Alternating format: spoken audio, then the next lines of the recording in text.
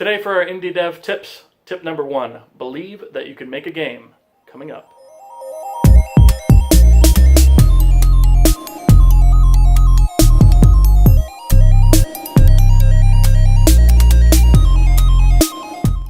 So a lot of people tell me who want to develop games that they don't think that they can do it. And I myself, when I started developing games, was really doubtful that I could do it. Starting to develop games or looking into developing your first game can be daunting.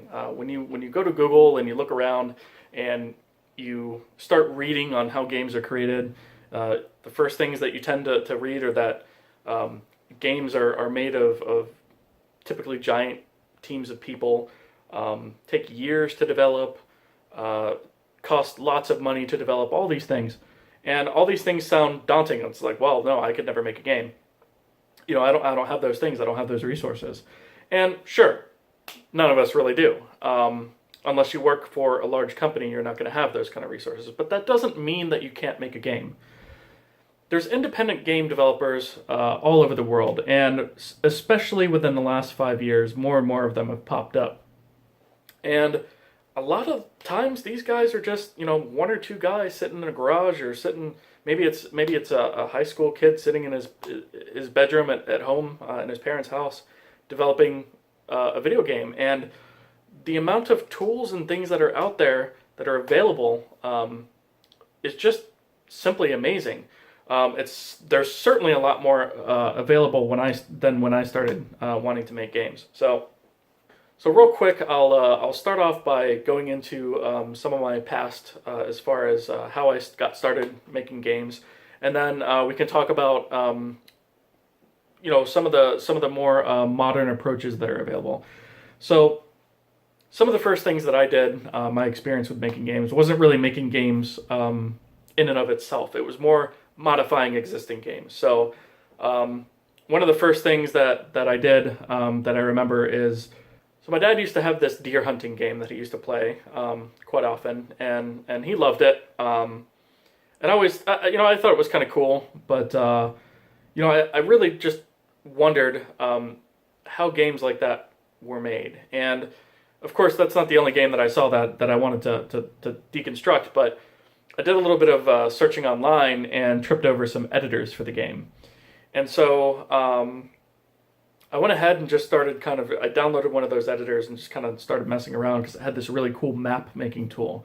And even though it was, the premise of the game was for hunting, I didn't really use it for that. I used it for the map editor capabilities because I thought it was really neat that a game allowed you to modify it in that way. And then you could just, go right in and play. And another thing that it had was the ability to swap out some of the models.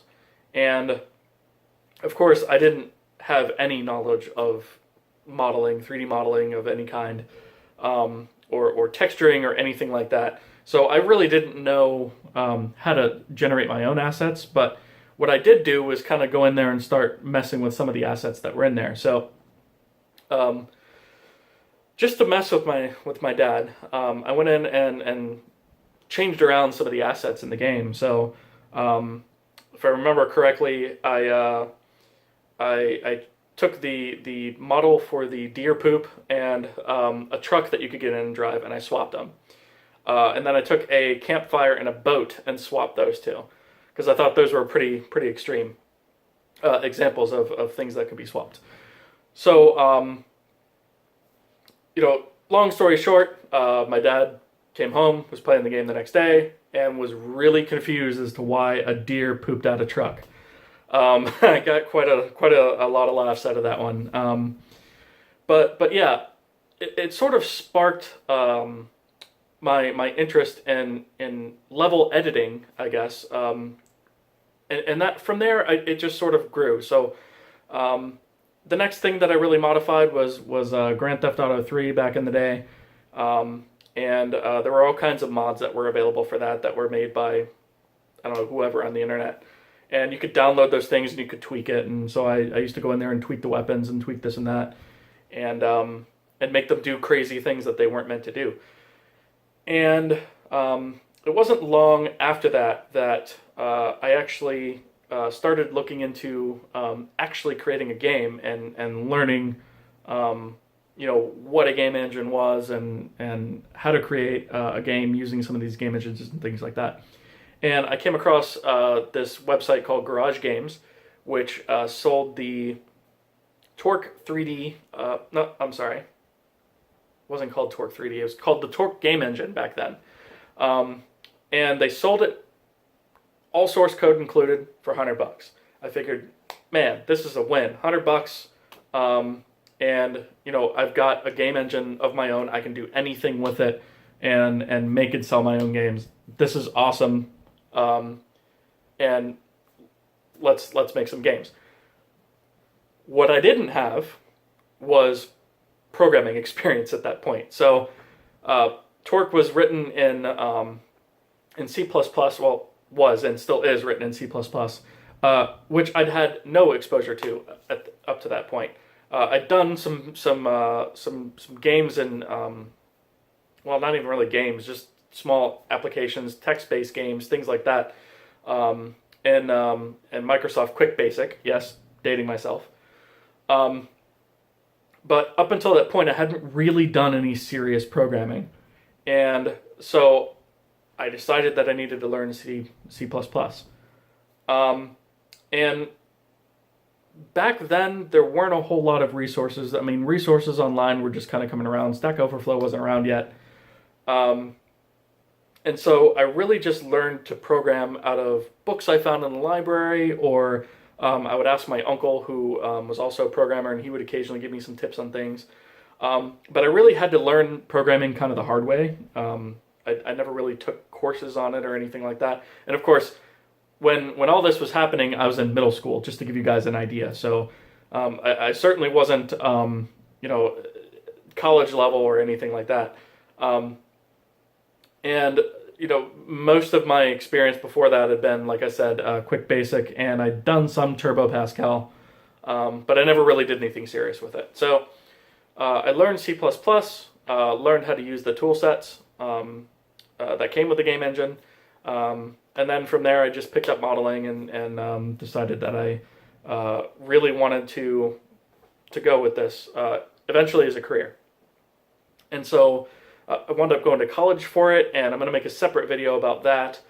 But long story short, in the end, I did wind up learning how to make games. And learning how to make games does take a while.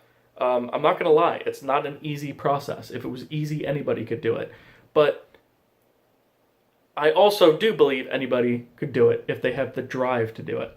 And that's really the separating factor from those who do develop games and those who don't, is the drive, because you have to have a lot of motivation to continue with game development. Game development is hard.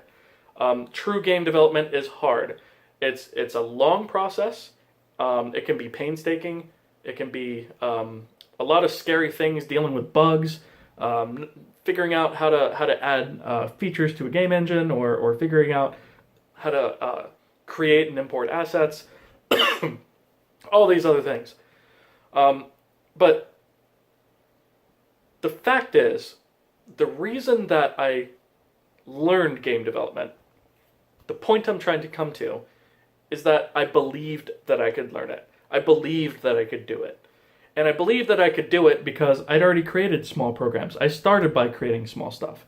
Nothing of great importance, but the point is, by creating those small things, I sort of built up a confidence that, hey, I might not be able to do it right now, but I'm going to learn game development. I'm going to do this. And I am by no means, a super smart person or have any sort of any gift or talent or anything like that when it comes to being able to program or learn. I would say I'm very average in that regard. But the point is that I feel like if I could learn it, a lot of you could learn it too. And there's no reason that you can't learn it. If you have the drive and you have the will to continue and persevere through all of the hardships that can come with game development, like all the debugging and all the things that you have to learn. You can absolutely do it. There's no reason that you can't do it. It doesn't require a lot of money to develop games. In fact, there's a lot of free game engines out there. It doesn't require a lot of people. A lot of people do it on their own. And there's certainly no reason you can't develop a simple game on your own. And, I mean, the only thing it really requires a lot of is time. And if you've got time, at least, you know, a few hours a week, then yeah, it may take you a while, but you can develop a game. Nobody says that you have to develop a game in a month. In fact, where I work, we typically develop about one game a month is our goal. And, you know, these are small games, and I can't really go into a lot of what we develop because of IP reasons, intellectual property, which I'll go into that in a later video as far as intellectual property goes. But anyway, where I work, we develop about one game a month, or at least that's our goal. We don't always meet it, but hey, I mean, things happen, production hiccups happen, so forth. But that's an entire team of people to develop a game in a month. And as you saw in my last video, I did develop a game in 24 hours, but that 24 hours was spread over the period of a month. And it's a very simple game. It's a simple, single mechanic mobile game. And these are the types of games that you should start off with. And I'm going to go into a lot more detail as to getting started making games and so forth, but I really just wanted to sort of start this tip series off with giving the biggest tip of all, which is you can develop a game if you believe you could develop a game. If you don't believe you can develop a game, then you can't. But if you believe that you can do it, you absolutely can do it. There's no reason, there's nothing stopping you. The only thing stopping you from doing it is you.